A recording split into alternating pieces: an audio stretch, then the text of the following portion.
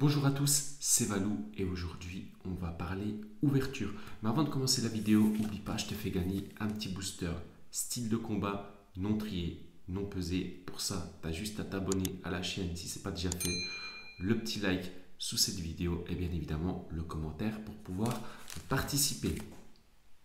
Alors, aujourd'hui, on va parler des ouvertures, que ce soit sur Pokémon, sur Disney Lorcana, sur One Piece, excusez-moi, j'ai du mal à parler, sur One Piece, sur les tops, enfin sur le foot, etc., etc. Parce qu'on m'a beaucoup posé tout simplement cette question, est-ce qu'ouvrir des boosters, c'est rentable? Eh bien, la réponse est non, vous ne serez jamais rentable en ouvrant des centaines de boosters. Si vous voulez acheter des cartes, achetez-les directement, tout simplement parce que, petit exemple, vous allez acheter 5 boosters à environ 100 euros. Sur les 5 boosters ouverts, tout simplement, vous n'atteindrez jamais les 100 euros. Si vous répétez l'opération 4 à 5 fois, si vous la faites une seule fois, il suffit que vous ayez de la chance, que vous packiez une alternative et là vous allez être remboursé, mais malheureusement sur plusieurs répétitions d'ouverture, vous ne serez jamais au-dessus du prix que vous auriez acheté les boosters. Par exemple, vous avez juste à le faire vous-même quand vous achetez une display ou une ETB. D'ailleurs, je vous invite à aller voir l'ETB Flamme Obsidienne que j'ai ouvert avec un seul hit dedans, Roux Carnage X. J'ai payé l'ETB 50 euros, même plus que ça, 55.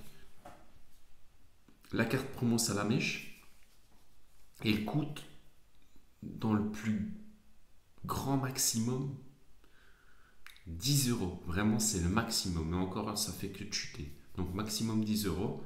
Et le Carnage X, allez, je suis sûr qu'à 1 euro, on le trouve. 1 euro. En gros, j'ai ouvert pour 11 euros de cartes. Enfin, j'ai été rentabilisé en gros 11 euros, voilà, sur les 55 euros. Bref, j'ai perdu plus de 40 euros.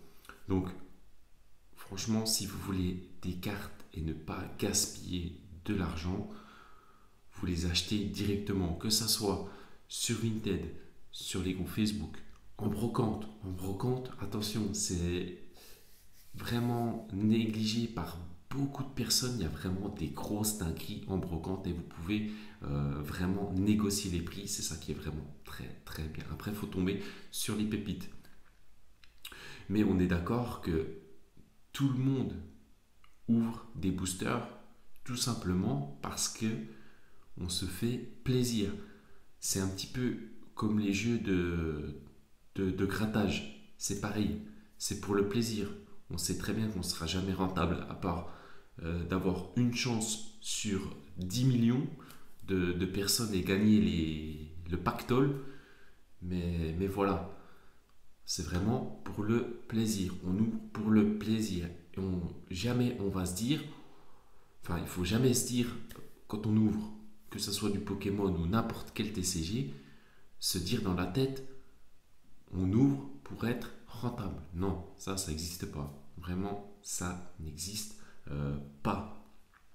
Alors après, il faut savoir aussi que ce soit sur Pokémon ou sur différents TCG, dans certains items, vous aurez plus de chances de paquer des grosses cartes que dans d'autres.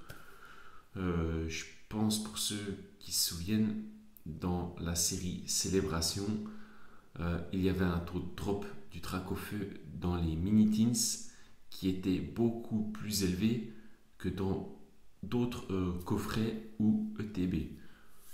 Donc après voilà, enfin il y a plusieurs facteurs qui rendent en compte, enfin à prendre en compte pardon. Donc voilà, c'est assez difficile, mais on m'arrête pas de me poser cette question de est-ce qu'en ouvrant des boosters, je vais être rentable. Donc voilà, je voulais faire vraiment une vidéo pour pouvoir répondre à cette question qu'on me pose tellement souvent, d'ailleurs, c'est plutôt logique. Moi qui ai ouvert déjà pas mal de boosters, et encore, de base, je suis un collectionneur de scellés. Mais voilà, j'ouvre des boosters pour la chaîne, pour me faire plaisir, parce que j'aime aussi me faire plaisir. Mais je crois qu'en français d'alternative, j'en ai paqué deux sur tout ce que j'ai ouvert. Franchement, c'est pas beaucoup. Deux alternatives sur des centaines de boosters, c'est vraiment très très peu. Donc, moi personnellement, j'ai pas beaucoup de chance. D'ailleurs, dites-moi dans les commentaires, honnêtement, si vous avez paqué beaucoup d'alternatives ou très peu, si vous ouvrez beaucoup ou pas beaucoup. Enfin voilà. En gros, si vous ouvrez beaucoup, combien vous avez paqué d'alternatives? Et si vous êtes plutôt collectionneur ou collectionneuse de scellés, que vous ouvrez un peu, combien vous en avez paqué? Franchement, je suis assez curieux là-dessus pour voir un petit peu le taux de drop des différentes personnes. Voilà, tout simplement. En tous les cas, on se retrouve demain pour une prochaine vidéo. Je ne sais pas encore le sujet, mais les ouvertures 151 arrivent très prochainement. C'était Valou, prenez bien soin de vous. Ciao!